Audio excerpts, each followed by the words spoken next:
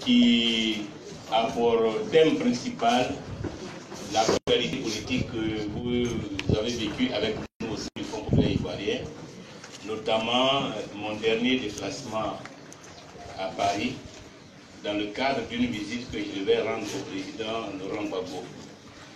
Comme vous l'avez appris à travers le communiqué que j'ai publié depuis l'aéroport de Paris, ce voyage ne s'est pas soldé par le succès que nous attendions et que tous les Ivoiriens attendaient, parce que ce voyage s'inscrivait dans le cadre d'abord d'une visite de compassion au président Laurent Gbagbo, d'une visite de solidarité, mais surtout pour qu'ensemble nous abordions la lancinante question de l'unité du Front populaire ivoirien. Et je crois que c'est par rapport à cette question que les Ivoiriens étaient dans l'attente de ces conclusions. Comme je l'ai indiqué, ce voyage a été préparé à travers l'initiative et la médiation d'un ami du président Gbagbo, en l'occurrence M.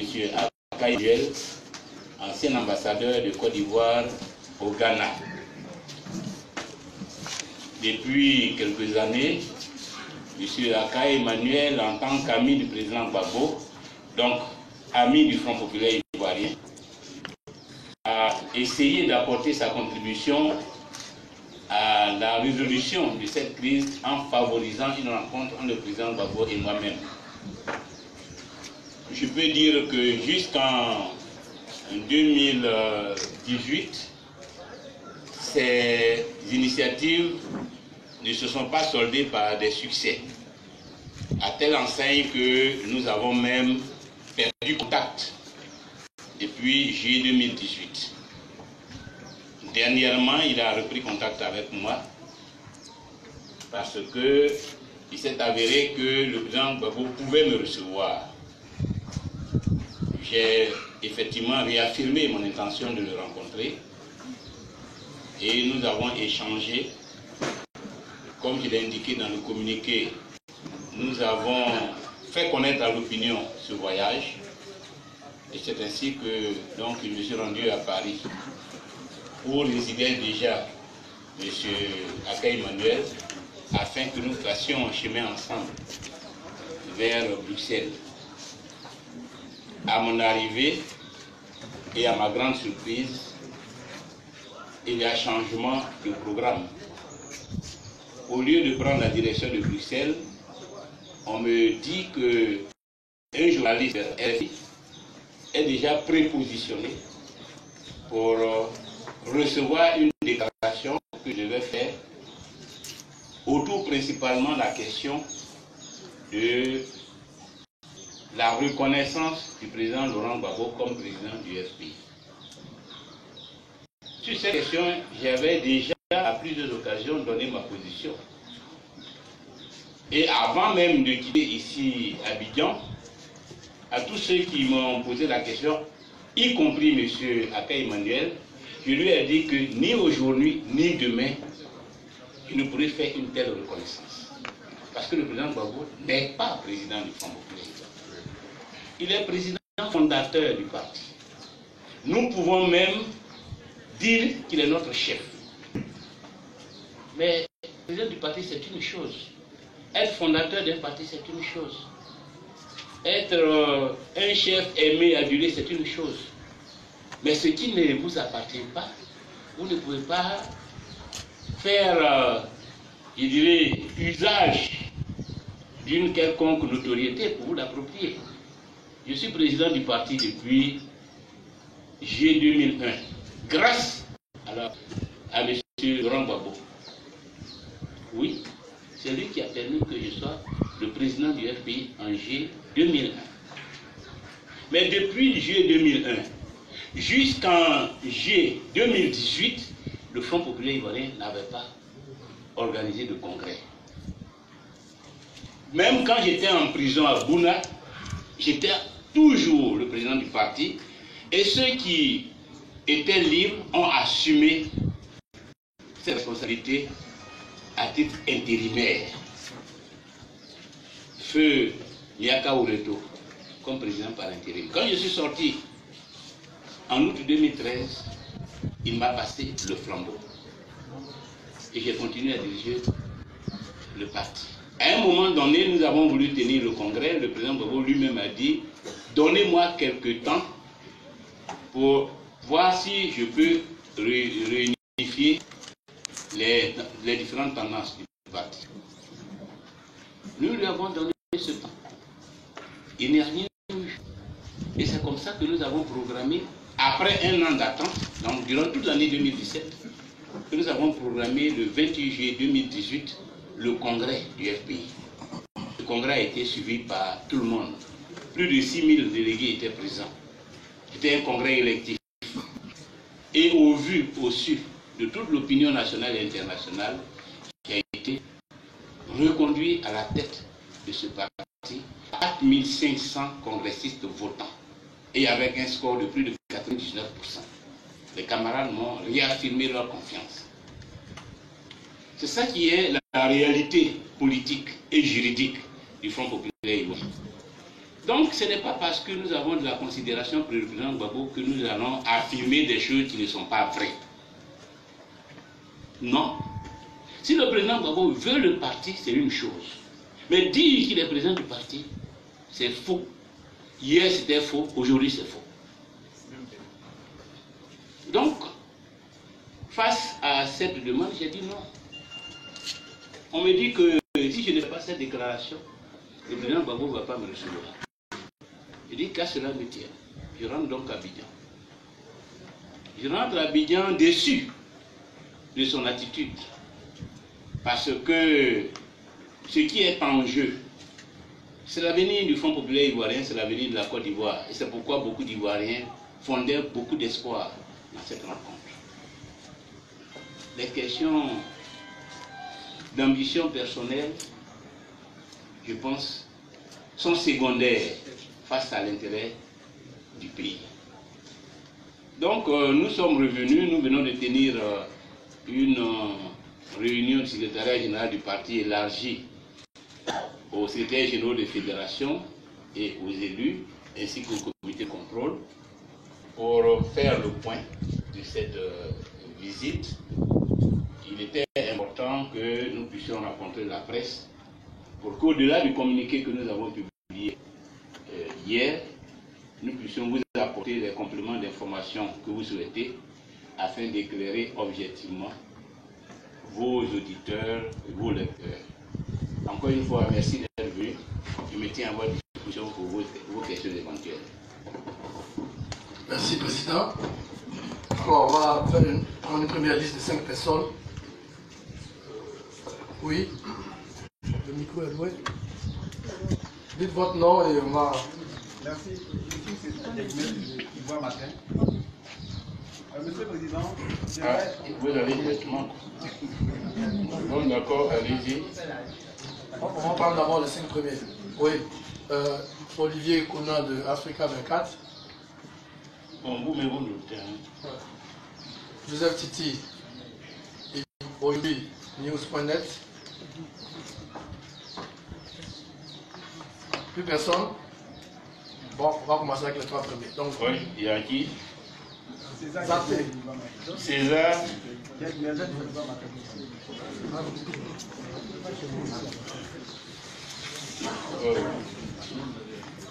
Merci, Monsieur le Président. Monsieur le Président, en vous écoutant, je suis un peu surpris de savoir que c'est par les canaux de M. Aka que vous êtes en relation avec M. Gbagbo. D'autant plus que lors de votre conférence dernière au siège de votre parti au Vallon, vous aviez dit qu'il n'y avait pas d'intermédiaire entre vous et Laurent Gbagbo et que vous pouvez lui parler quand vous voulez. Alors, dès là, je voudrais savoir, êtes-vous certain que M. Laurent Gbagbo vous a bel et bien donné un rendez-vous? N'est-ce pas, comme vous l'avez dit pour les autres fois, concernant sa candidature, que c'est une machination de vos adversaires au sein du parti afin de vous enlever de vos postes de président? Merci.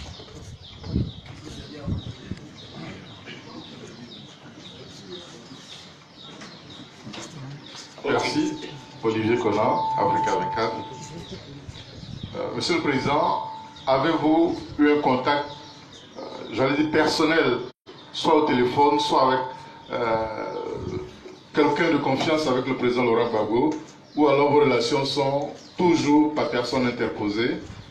Et êtes-vous dans une posture de défiance vis-à-vis de Laurent Gbagbo à propos de la direction du Front populaire ivoirien? Merci.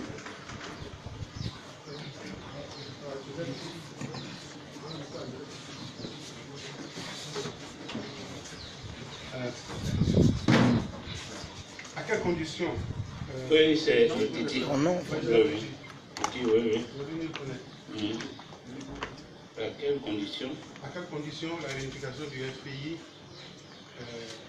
était possible? La deuxième question, le communiqué de presse de M. Assoadou assure que vous aviez donné votre accord pour faire cette déclaration préalable. Il allait ouvrir les portes à cette réception. Est-ce que c'est vrai que vous aviez donné votre accord pour faire une déclaration dans laquelle vous reconnaissez que Laurent Gbagbo est le président du FPI?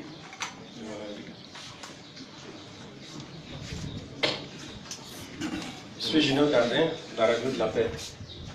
Voilà, président, vous êtes parti, vous êtes revenu, vous l'avez dit, un peu la mort dans l'âme, parce que vous n'avez pas pu rencontrer le président Gbagbo. Et dans vos propos liminaires, vous l'avez indiqué, ce qui vous guide, c'est la réunification, c'est la paix au sein de votre parti. La situation en est ainsi, presque bloquée. Vous, en tant que président, qu'est-ce que vous comptez faire maintenant pour décanter cette situation? Président, c'est les 4 premiers intervenants.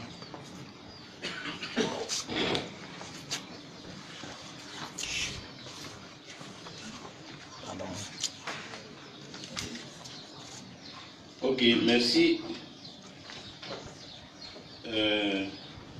Surpris de savoir que c'est par le canal de M. Aka que je suis en contact avec le président Gbagbo. Surtout que j'ai déclaré que je suis en contact sans intermédiaire.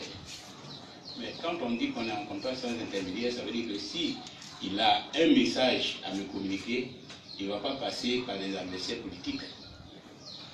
Il va passer par des personnes de confiance en qui j'ai confiance et en qui lui aussi a confiance. M. Adou ne peut pas être l'intermédiaire entre M. Gbagbo et moi, puisque nous sommes concurrents. M. Adou il ne peut pas être un intermédiaire fiable et objectif. Donc s'il vient me porter un message, il dit non. Ce n'est pas à lui de me dire quoi que ce soit. Ce n'est pas à lui de me donner des injonctions. Voilà ce que je veux dire. Sinon, je n'étais pas à La Haye hier. Donc forcément, il faut bien quelqu'un pour passer un message. Mais il faut que ce soit quelqu'un, peut-être même quelqu'un de proche de moi, qui puisse me passer un message, parce que cette personne, j'ai entière confiance en elle, ou bien elle n'est pas engagée dans un combat politique, elle n'est pas une personne qui a choisi un camp. Et jusqu'à une date récente, M. Aka Emmanuel a montré qu'il n'avait pas de camp. Je voudrais même rappeler que le premier contact que j'ai établi avec le président Gbagbo directement, c'est le nom de M. Aka Emmanuel que je lui ai communiqué. Et cela au début de la crise en 2014. Quand la crise a commencé et que j'ai voulu en parler au président Gbagbo, il a demandé que je propose 2 personnes. J'ai proposé M. Aka Emmanuel et M. Tiako Félix. Tiako Thomas. M. Tiako Thomas, voilà les 2 personnes. Et en fin de compte, le président Gbagbo a choisi que ce soit Tiako Thomas qui vienne le rencontrer en mon nom. C'est ce qui s'est passé. Donc avec M. Aka Emmanuel, nous avons de vieilles relations. Je le connais parce que nous appartenons à la même communauté religieuse. Il a été président des laïcs méthodistes. Et donc c'est surtout en cette qualité que j'ai des rapports avec lui. Donc il n'est pas militant du FPI, il est un ami du président.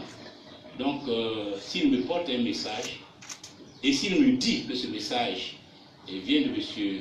Laurent Gbagbo, j'ai de bonnes raisons d'y accorder l'intérêt nécessaire, parce que compte tenu d'abord de sa posture religieuse, je sais que M.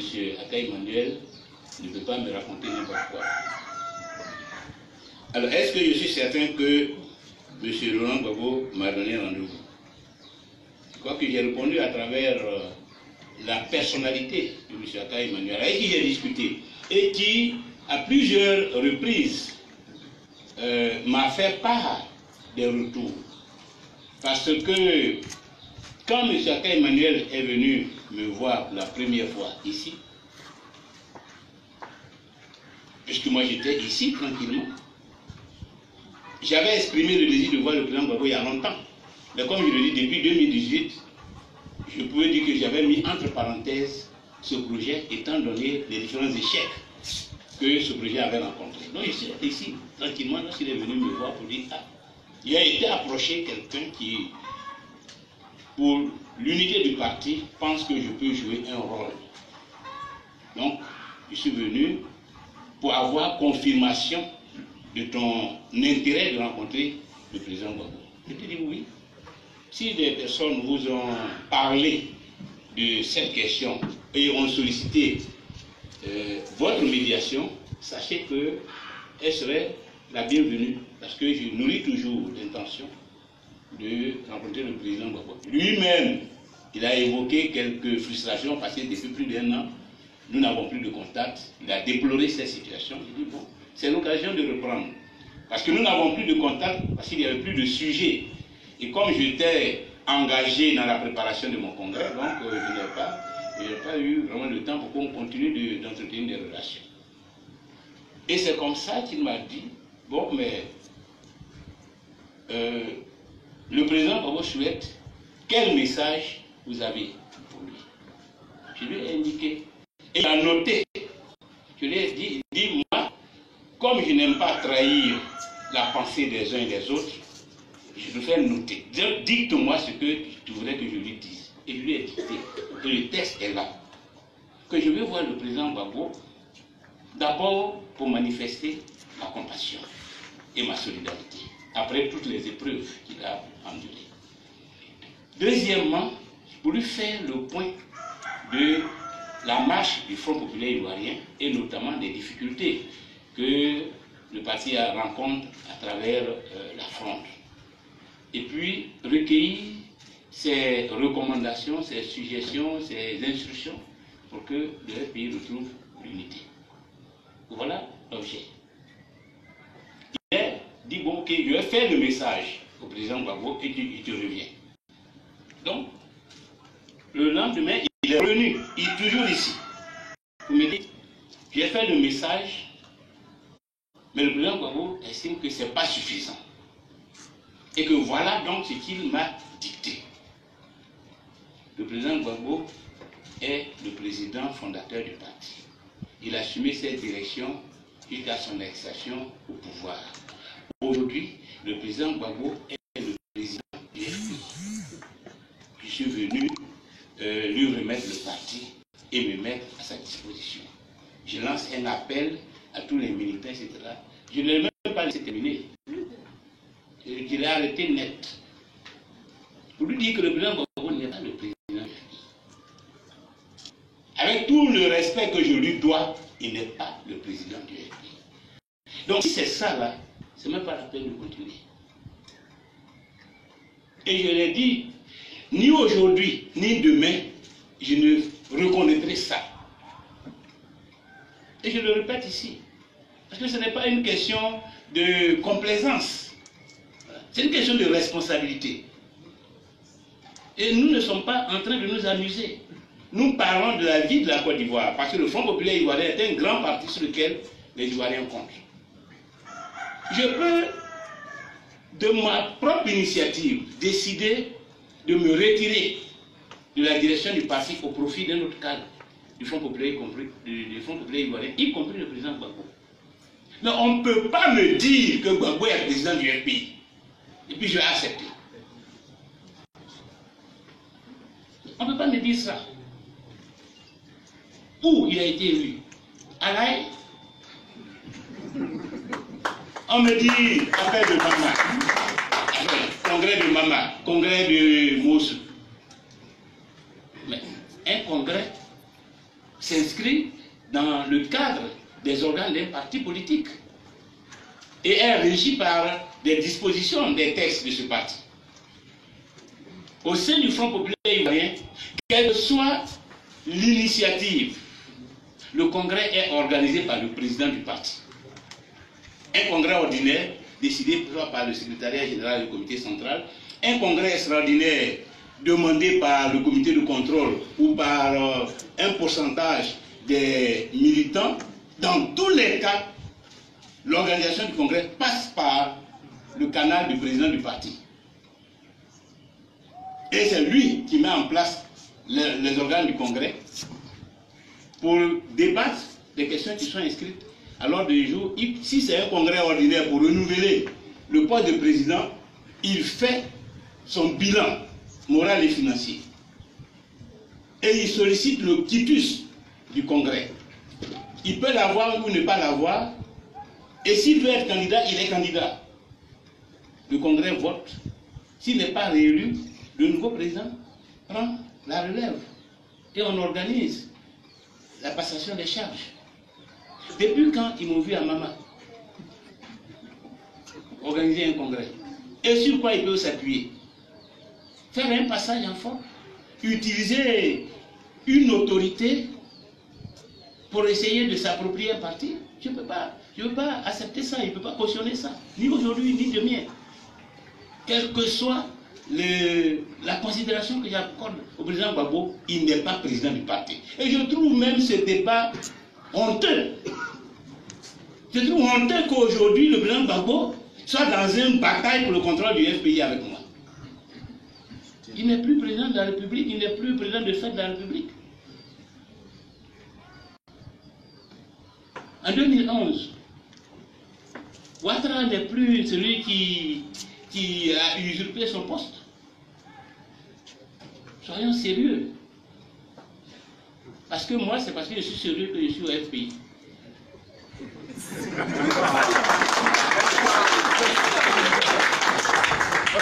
Donc, voilà. Et donc, je lui ai dit ça ici. Et je le répète ici. Et ici, je lui ai dit, ni aujourd'hui, ni demain, vous ne pouvez me faire avaler cela. Le président Gbagbo n'est pas président du parti. Et le président Gbagbo a tort de croire qu'il est président du parti. Et de vouloir que quelqu'un, que la fille aille déclarer qu'il est le président du parti. Non. Et ça n'a rien à voir avec les sentiments que j'ai pour lui. Mais c'est la vérité. Et il faut que nous disions la vérité. Et je sais que lui aussi, il est attaché à la vérité. Il ne faut pas qu'il s'engage dans des actions de mensonges. Donc, pour que je quitte, que je parte d'ici, c'est parce que ce débat-là, on l'avait laissé tomber. Il a dit, bon, donc il faut qu'on annonce ton voyage à l'AE. J'avais même dit, moi je préfère même que le voyage reste discret jusqu'à la sortie de l'audience avec le président. Parce que il y a beaucoup de personnes qui n'ont pas intérêt à ce que cette rencontre ait lieu. Au sein du FPI, comme en dehors du FPI. Donc, le minimum de bruit que nous ferons sur cette question serait le mieux. Il dit non, tu peux annoncer. Et après, il m'a même dit, tu peux, quand tu vas quitter Abidjan, annoncer que tu vas rencontrer le président Gbagbo. C'est pourquoi l'information a été rendue publique. Et c'est même pour ça que j'ai appelé quelques membres de la direction pour qu'on fasse cette photo à l'aéroport d'Abidjan. Pour illustrer, pour que les uns et les autres sachent qu'effectivement, j'étais en route pour Bruxelles. Certains ont cru que j'allais d'ailleurs à ce rendez-vous avec tous les membres de la direction qui étaient avec moi sur la photo. Mais en fait, c'était venu m'accompagner. Je suis arrivé mercredi, autour de 10 h, il m'appelle. Il dit, ah bon, bonne arrivée. Bon, donc tu vas faire une déclaration sur RFI. Le président Gbagbo a demandé que tu fasses une déclaration sur RFI, que Norbert Navarro est déjà prépositionné pour enregistrer. Voilà son contact, appelle-le. Voilà son contact appelle avec suffisance, comme un prisonnier de guerre. J'ai dit, mais quelle déclaration?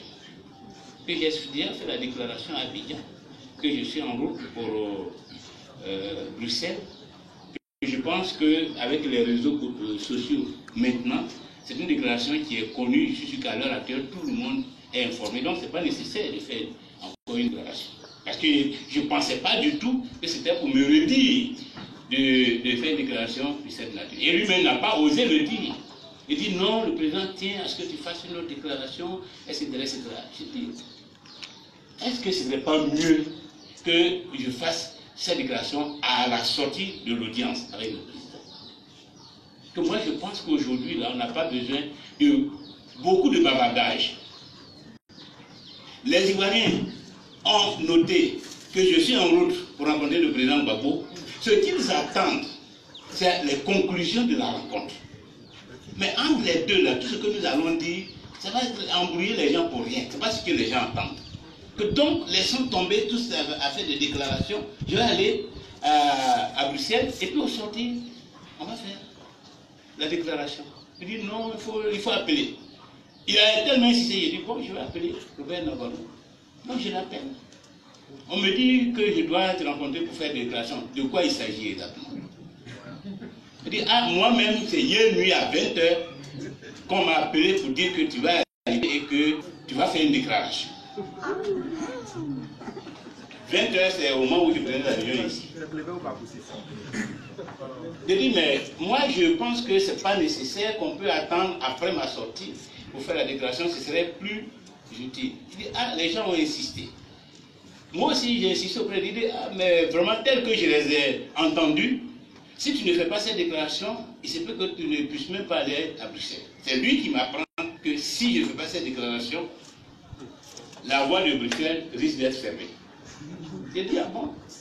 Bon, mais écoute, je vais retourner vers ceux qui m'ont demandé de prendre contact avec toi, et puis je te reviens. C'est comme ça que je reprends contact avec Emmanuel, pour savoir de quoi il s'agit. Il dit, ouais, le président a voulu cela, il répète ça. Il dit, ah non, non, je t'ai dit ça à Abidjan. Il dit, bon, écoute, Assoa Adou et moi, nous allons te trouver à l'hôtel à 16h. Donc, le mercredi à 16h, il me trouve à l'hôtel où je suis. Comme je savais que c'était une négociation politique, j'ai même aménagé une salle d'une dizaine de personnes. Et puis on s'est retrouvés à 3. J'avais mes collaborateurs, Bio Brigitte et notre représentant, notre secrétaire national, Georges Akka, qui étaient là, mais bon, ils ont préféré qu'ils restent en bas et qu'on discute à 3.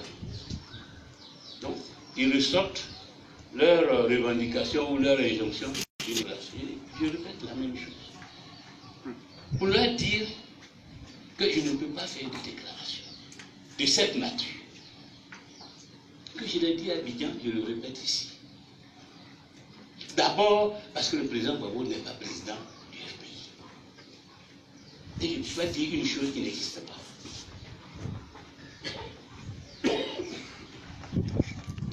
Au-delà de tout le respect que je lui dois, de tout ce qu'il a fait pour la Côte d'Ivoire, mais ce qui ne lui appartient pas là, je ne veux pas dire que c'est pour lui. Et il a tort de dire que c'est pour lui. Ça, c'est la première chose. Deuxième chose, ce n'est pas par une déclaration qu'on devient président. Et je lui ai dit à toi-même, combien de déclarations tu n'as pas fait d'Abidjan que c'est pas moi qui est président? Si ça suffisait, si ça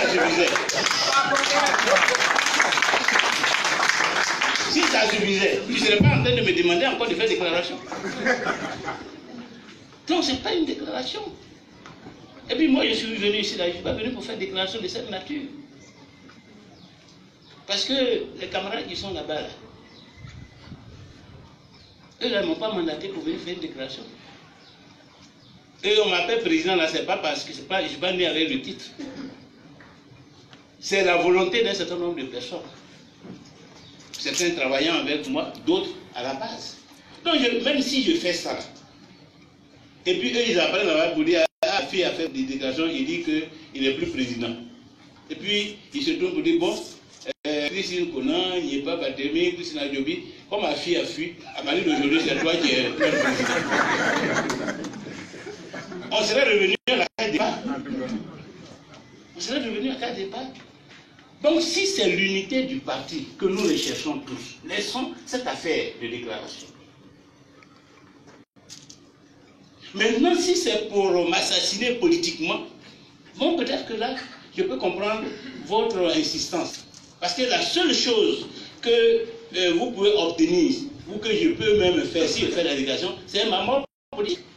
Maintenant, je ne sais pas si c'est ça que vous voulez, mais si c'est l'unité du parti, vous ne pouvez pas me demander de faire ça. Et moi, je suis venu ici pour l'unité du parti. Et c'est avec le président Gbagbo que nous devons discuter de l'unité du parti. Que ce n'est pas nécessaire de faire une déclaration. Faire l'unité du parti. Même président Gbagbo, président du FPI, la présidence, ça c'est un fait juridique. C'est un fait juridique. D'abord, comme fonction élective, toute fonction élective, à partir du moment où la personne est élue et reconnue, c'est cette personne qui jouit de toutes les qualités attachées à la fonction, de toutes les prérogatives, de toutes les compétences attachées à la fonction. Il peut transférer ça à une autre personne, mais dans le respect des dispositions qui régissent l'institution. Bon, démissionner pour que son vice-président soit assuré l'intérim, ou bien lui-même organiser un congrès pour favoriser le renouvellement du poste, ce sont des procédures qui sont. Et c'est à partir de ce moment que la nouvelle personnalité peut elle aussi jouir de toutes les prérogatives attachées à la fonction. On peut déclarer, n'importe qui peut se déclarer que je suis président. Mais si tu n'es pas passé par ces étapes, personne ne reconnaîtra ta présidence. Et personne ne traitera avec toi. Donc si vous voulez que le président Gbagbo soit effectivement un vrai président du FPI, ne vous cantonnez pas à vouloir arracher une déclaration à la fille. Mais ce n'est pas la déclaration de la fille qui rend les gens présidents.